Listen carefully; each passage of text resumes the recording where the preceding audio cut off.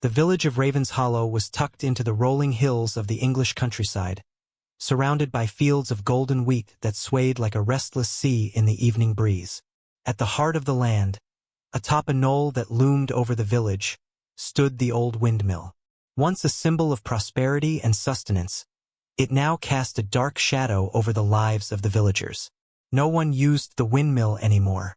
Its blades were broken and weathered, creaking ominously in the wind. But it wasn't the state of disrepair that frightened the villagers. It was the screams. On windy nights, as the gusts rolled down from the hills, the windmill would moan and wail, the sound rising into blood-curdling screams that echoed through the valley. Some said it was just the wind, twisting through the mill's broken frame. Others whispered darker tales, of curses and spirits bound to the structure. Few dared to go near the place, but one stormy night that would change. Elias Moore was a newcomer to Ravens Hollow, a historian with an affinity for the peculiar. He had moved into the village just a month prior, drawn by its quaint charm and mysterious folklore. When he heard the tales of the windmill, he couldn't resist the pull of curiosity.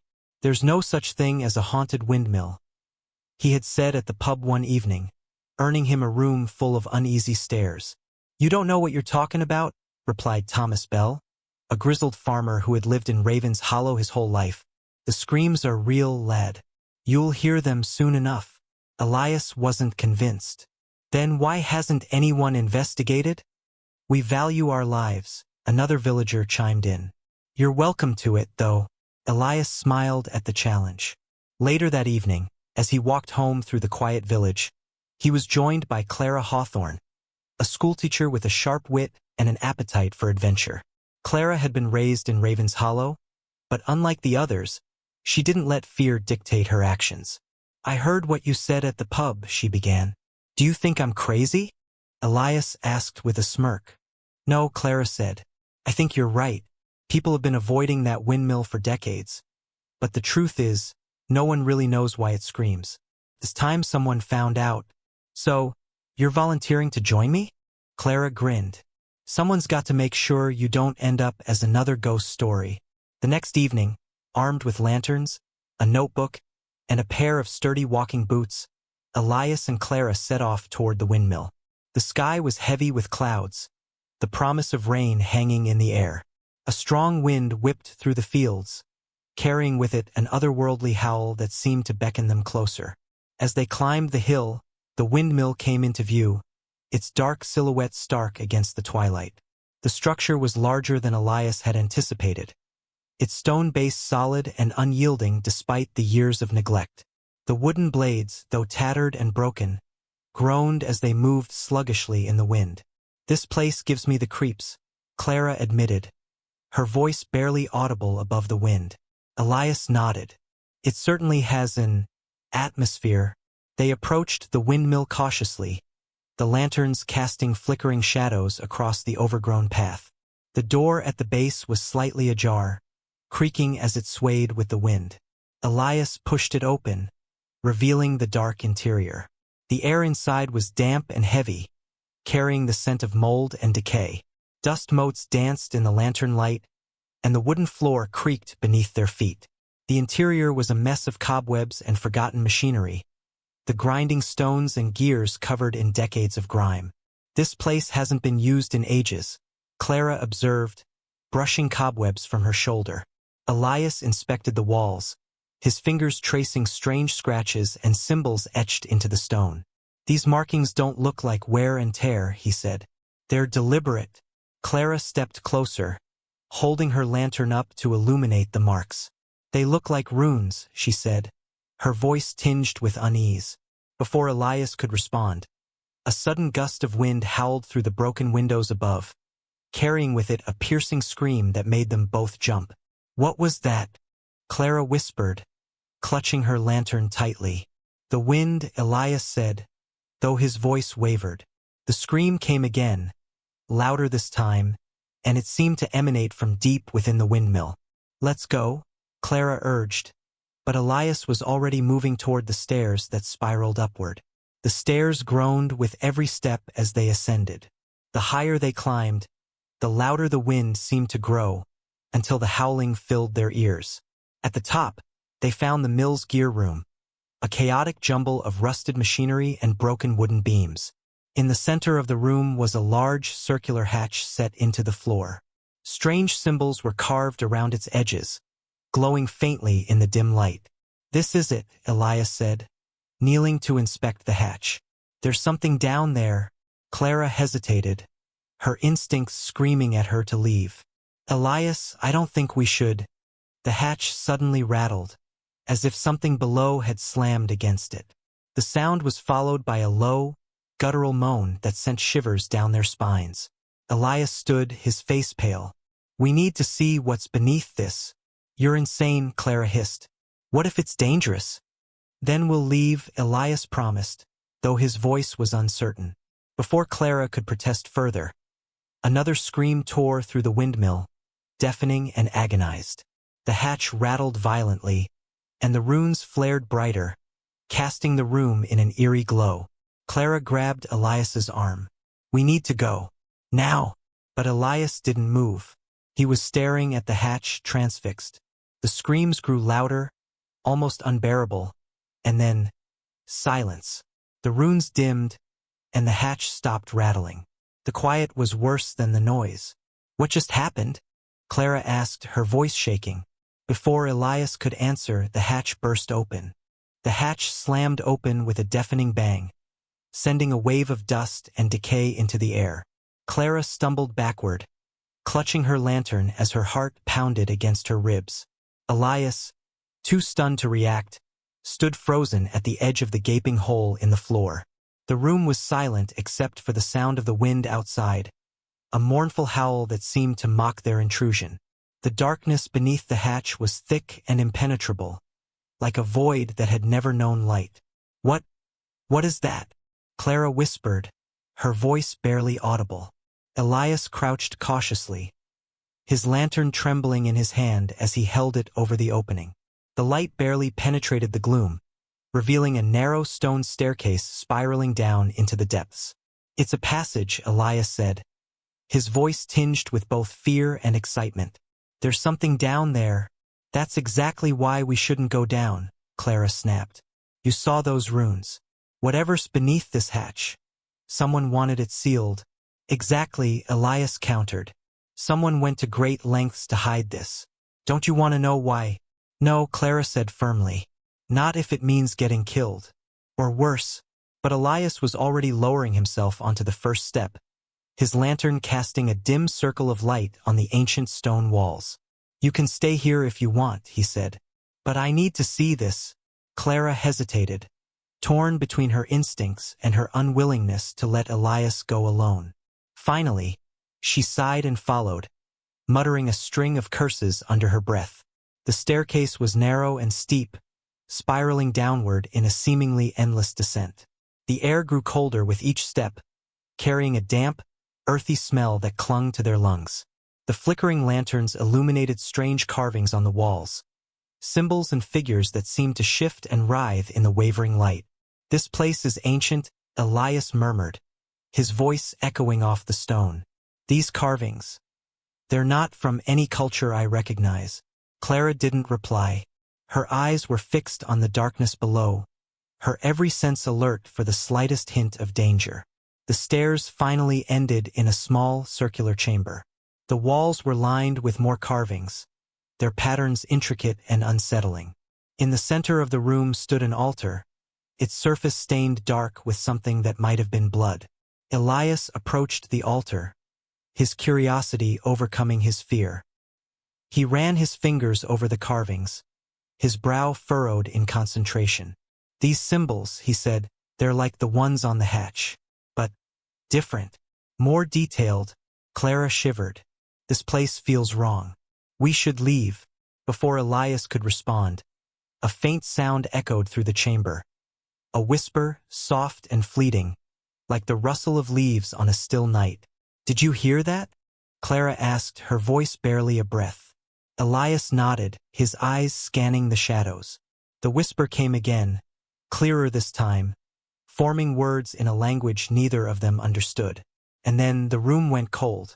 The temperature plummeted, and their breath fogged in the air. The lantern flames flickered wildly, casting distorted shadows on the walls. The whispers grew louder, overlapping until they became a cacophony of voices, each one filled with rage and despair. Clara grabbed Elias's arm. "We need to get out of here.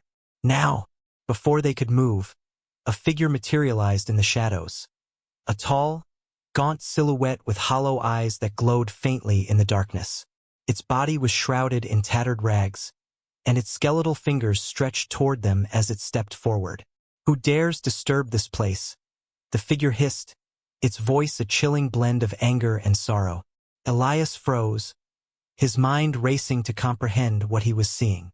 Clara, on the other hand, acted purely on instinct. She grabbed his arm and pulled him toward the staircase. "Run!" she shouted. The figure let out a bone-chilling scream, the sound reverberating through the chamber like a physical force. The lanterns shattered, plunging them into darkness. Elias and Clara stumbled up the stairs, the creature's screams echoing behind them. The air grew heavier with each step, as if the darkness itself were trying to pull them back. They burst through the hatch and into the windmill's gear room, gasping for breath. The runes around the hatch glowed faintly, pulsing like a heartbeat. Clara slammed the hatch shut and grabbed a nearby beam, wedging it across the opening. "That's not going to hold for long," she panted. Elias nodded, his face pale. "We need to figure out what we're dealing with." "Figure it out?" Clara snapped. "Are you insane? We need to leave this place and never come back." Before Elias could respond, the windmill shook violently, the walls groaning as if under immense pressure. The runes around the hatch flared brighter, casting eerie shadows that danced across the room. The screams started again, louder and more anguished than before. "We can't leave," Elias said, his voice trembling. "Not yet. We've awakened something, and it's not going to stop." Clara stared at him, her eyes wide with fear. "What are you saying?" "I'm saying," Elias replied, his voice barely audible above the noise, "that if we don't figure out how to stop this, it's not just us who'll suffer. It's the whole village." As if in response, the hatch began to rattle, the beam creaking under the strain. And then, with a deafening crack, the beam snapped. The hatch burst open, and the screaming windmill unleashed its horrors. The windmill quaked with unnatural fury, its ancient beams groaning as though alive and in pain. The hatch yawned open, a void of darkness spilling forth a bone-chilling draft that carried the anguished cries of the damned. Clara and Elias stumbled back, their faces pale as the cold seeped into their bones. From the shadows beneath the windmill, shapes began to emerge. Vague at first, shifting like smoke. Then they solidified, twisted figures with hollow eyes and jagged mouths, their spectral forms writhing with malevolent energy. Elias grabbed Clara's hand, his grip trembling but firm. "We have to get out of here. Now." Clara didn't argue. Together, they bolted for the windmill's exit, their footsteps echoing in the confined space. But the door slammed shut with a force that rattled the entire structure. The sound reverberated through the air like a death knell. "Stop them!" a guttural voice bellowed from the depths below. The twisted figures surged forward, their movements unnaturally fast and erratic. One reached for Clara, its skeletal fingers brushing her arm.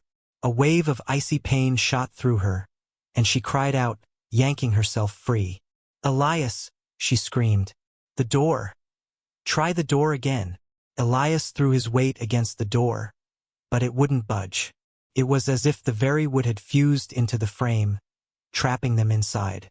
As the figures closed in, a new presence emerged from the shadows. A towering figure draped in a tattered cloak, its face hidden beneath a hood. Unlike the others, it moved with a deliberate grace, exuding an aura of authority and malice. The other apparitions shrank back as the figure stepped forward, their twisted forms bowing in deference. "You dare disturb my sanctuary," the figure intoned, its voice resonating like a low growl. "Do you know what you have unleashed?" Elias and Clara froze, their fear rendering them speechless. The figure's head tilted slightly, as though studying them. "You meddle in matters beyond your comprehension," it said, And now you will pay the price. What do you want from us? Clara managed to stammer, her voice trembling. The figure extended a skeletal hand toward her. It said simply, your soul will do nicely. Before Clara could react, Elias stepped in front of her, his voice shaking but defiant. Leave her alone. This isn't her fault. The figure laughed, a hollow, bone-chilling sound. Noble, but futile. None who enter here leave unscathed. Elias's mind raced. He had no weapons, no plan, and no understanding of what they were up against. But he knew one thing. They couldn't fight their way out of this. There has to be a way to stop this, he said, his voice rising above the howling wind and spectral whispers. A way to end whatever's happening here. The figure's laughter faded, replaced by a contemplative silence. To end this, it said slowly, you must undo what has been sealed. But be warned. Some doors are closed for good reason. What does that mean? Clara demanded. The figure ignored her, turning its hollow gaze to Elias. You seek answers. The answers lie beneath. But beware, the truth is not a gift. It is a curse. With that, the figure gestured toward the open hatch. The spectral forms parted, revealing the dark staircase once more. Descend, the figure commanded. Face the source of this evil, or be consumed by it. Elias hesitated, his stomach churning with fear. But Clara's trembling hand on his arm reminded him of what was at stake. If they stayed, they would die. If they ran, the horrors would likely follow them, and the village would suffer for their failure. Clara, he said softly, you don't have to come with me. Don't even think about it. She shot back, her voice firm despite the terror in her eyes. We're in this together. Elias nodded, grateful for her courage. Together, they descended the staircase once more, the air growing colder and heavier with each step. The passage twisted and turned, leading them deeper into the earth. The carvings on the walls grew more elaborate, depicting scenes of sacrifice and torment. Clara tried not to look, but the images seemed to pull at her gaze, filling her mind with a sickening sense of dread. What is this place? She whispered. Elias shook his head. I don't know, but whatever it is, it's older than the windmill. Older than the village, even. At last, they reached another chamber larger than the one above. The room was circular, its walls lined with iron chains that hung from the ceiling like grotesque decorations. In the center of the room stood a massive stone pedestal, upon which rested a blackened, ancient tome. The air thrummed with energy, and the whispers they'd heard before returned, louder and more insistent. The voices overlapped, creating a maddening cacophony that seemed to come from all directions. Elias approached the pedestal cautiously, his lantern flickering weakly in the oppressive darkness. This book, he said, it has to be the key. Clara stayed close behind him, her eyes darting nervously around the room. The chains swayed gently, as though stirred by an unseen wind. Be careful, she warned. This place feels alive. Elias reached for the book, his fingers trembling as he touched its cracked leather cover. The moment he did, the whispers stopped. For a brief, agonizing moment, the silence was absolute. And then, the screaming began again, this time louder, closer. The chains on the walls came to life, slithering and writhing like snakes.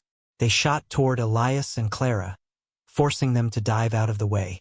The pedestal began to glow with a sickly green light, and the floor trembled beneath their feet. From the shadows, more figures emerged, larger and more grotesque than the ones above.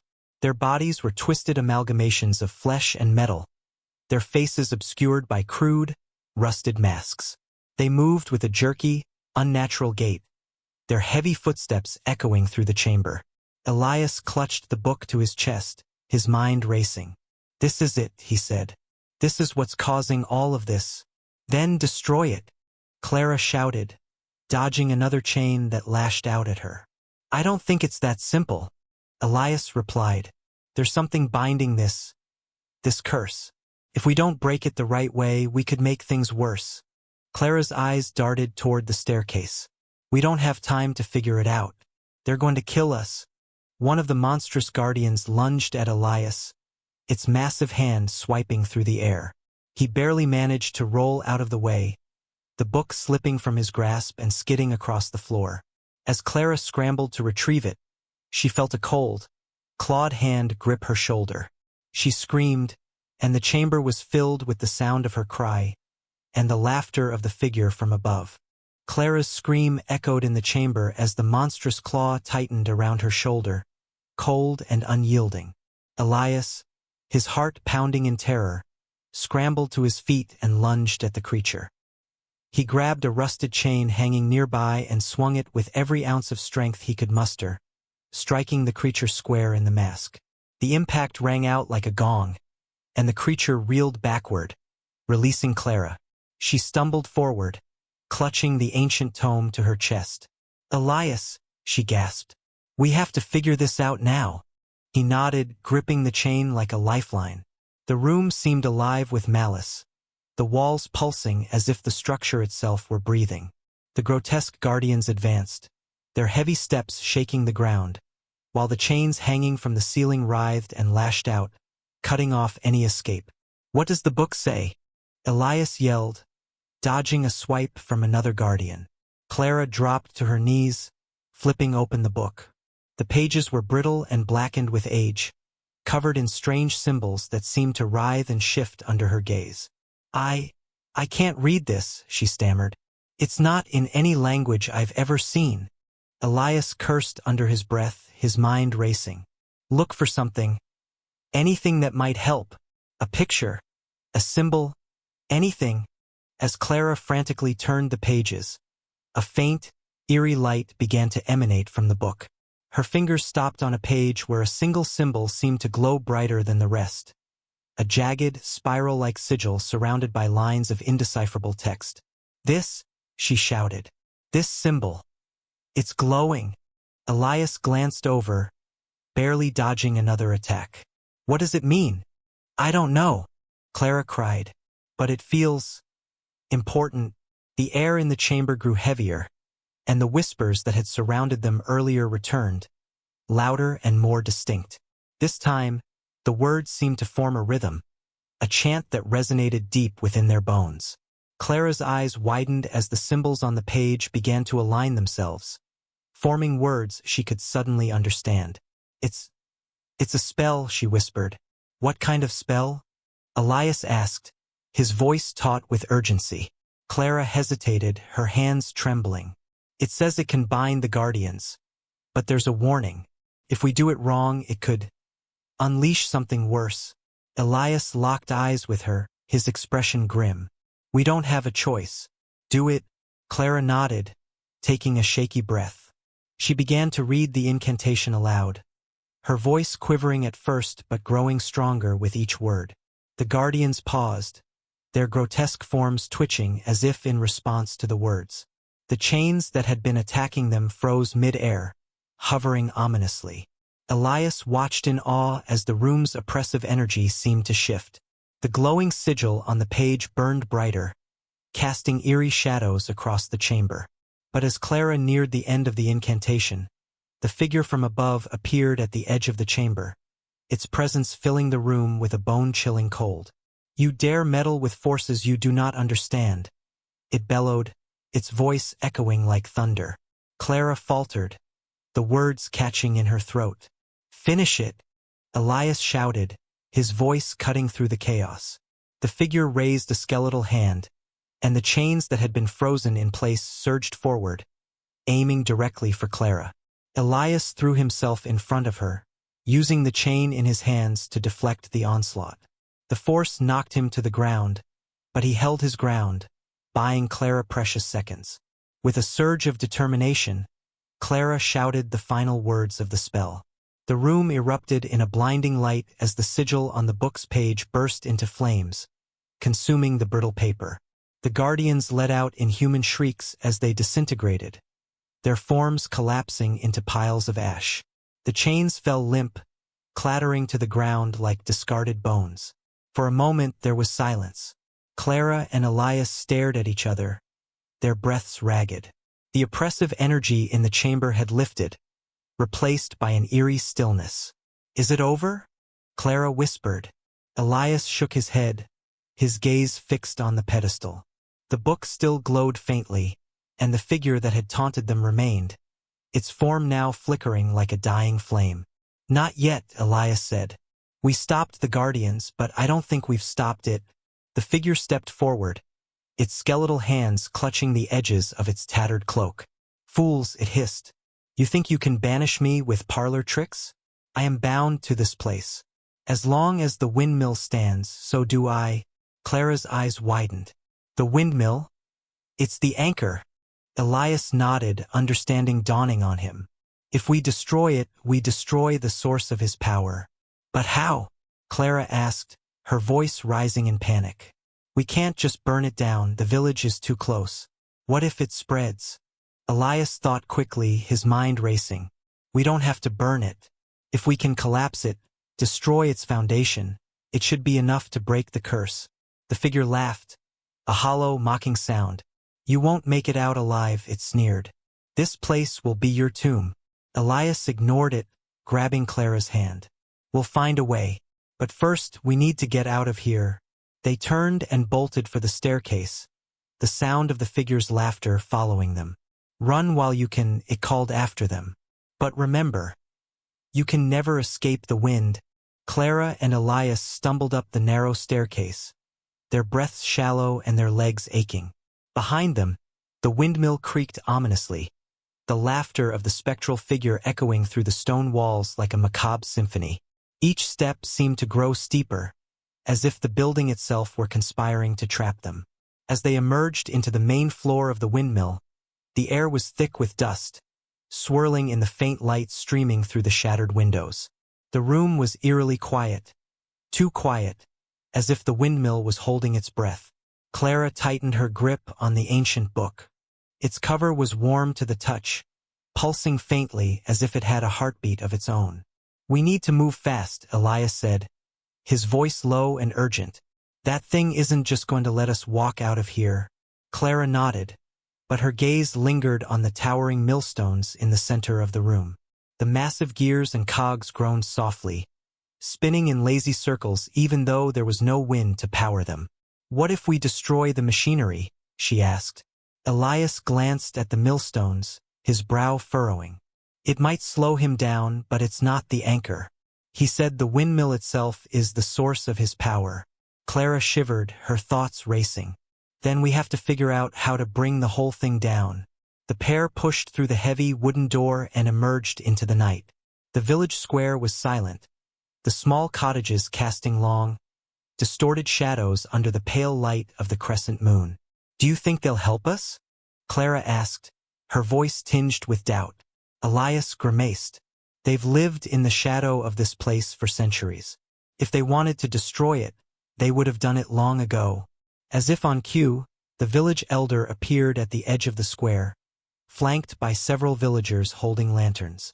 Their faces were etched with a mix of fear and suspicion. What have you done? The elder demanded, his voice trembling. The screams stopped, but now the air feels wrong. Elias stepped forward, his tone firm.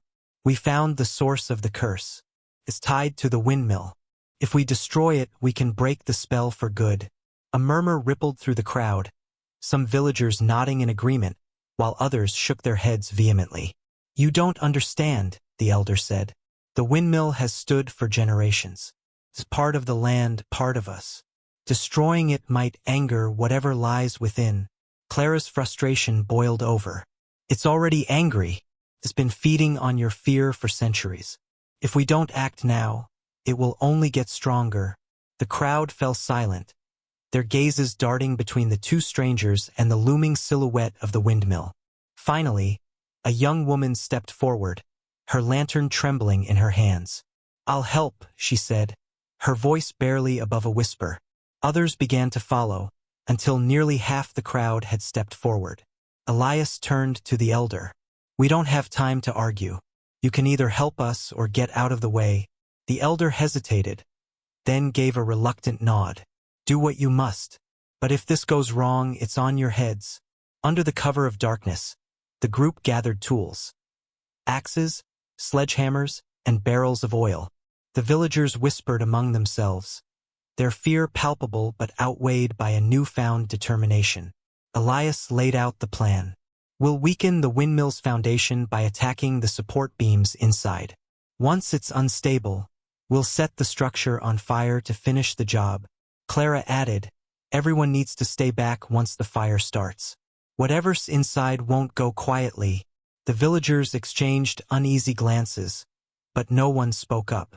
As they approached the windmill, the air grew colder, and the faint sound of whispers returned, weaving through the night like a ghostly melody. Elias tightened his grip on the sledgehammer. Stay close, he said to Clara. Inside the windmill, the machinery groaned louder, the gears spinning faster as if the building were alive. The villagers hesitated at the threshold, their lanterns casting flickering shadows on the walls. Elias swung the sledgehammer at the nearest support beam, the impact reverberating through the structure. The wood splintered, but the windmill seemed to fight back, the air growing heavy and oppressive. Suddenly, a deafening roar shook the building. The spectral figure appeared at the top of the staircase, its form larger and more menacing than before. You dare defy me? It bellowed, its voice shaking the very walls. Clara clutched the book, her eyes wide with fear. We have to finish this. The villagers sprang into action, hacking at the beams while the spectral figure descended the staircase, its skeletal hand outstretched. Chains burst from the walls, snaking through the air and striking at anyone who got too close. Elias dodged a chain and swung his sledgehammer with all his might, shattering another beam. The windmill groaned, the walls cracking under the strain. Clara flipped open the book, searching for another spell. The pages seemed to turn on their own, stopping at a passage glowing faintly. There's a banishment spell, she shouted. But it needs time. Do it, Elias yelled, dodging another attack. Clara began to chant, her voice steady despite the chaos. The glowing sigil on the page flared to life, casting a bright light that pushed back the darkness. The spectral figure screamed, its form flickering as if the spell were tearing it apart. It lunged toward Clara, but Elias intercepted it, swinging the sledgehammer through its body. The figure shrieked, recoiling as the spell's light grew stronger. With a final, earth-shaking groan, the windmill structure gave way. The walls collapsed inward, and flames erupted from the foundation, consuming the cursed building. The spectral figure let out a final, blood-curdling scream before vanishing into the flames. Elias grabbed Clara's hand, pulling her out of the collapsing structure just in time. The villagers watched in stunned silence as the windmill crumbled, the flames lighting up the night sky. For the first time in centuries, the air around the village felt lighter, as if a great weight had been lifted. As dawn broke over the village, the charred remains of the windmill stood as a testament to their ordeal. The villagers gathered in the square, their faces a mix of relief and sorrow. Clara and Elias stood apart, exhausted but victorious. It's over, Clara said, her voice heavy with disbelief. Elias nodded, his gaze fixed on the horizon. For now. As they turned to leave, Clara noticed something glinting in the ashes. A single, unburned page from the book. She picked it up, her blood running cold as she read the words scrawled across it. The wind may die, but the storm always returns. Elias looked at her, his expression grim. What does it mean? Clara folded the page, her heart heavy with foreboding. I don't know, but I don't think this is the end.